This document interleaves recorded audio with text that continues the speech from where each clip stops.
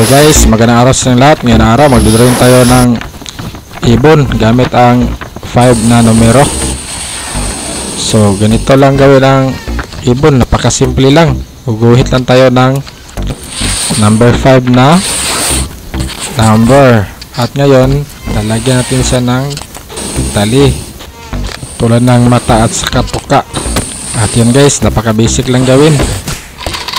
Madali lang siya maiguhit gamit lang ating basic na paraan.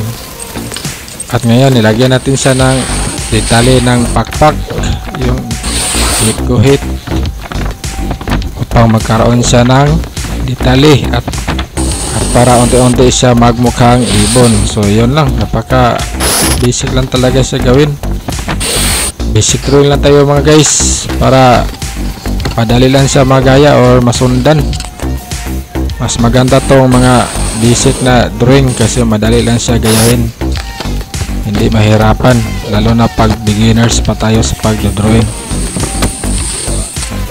At yun, unti-unti na siya nabuo mga guys. Ang kulang nito is yung buntot na lang.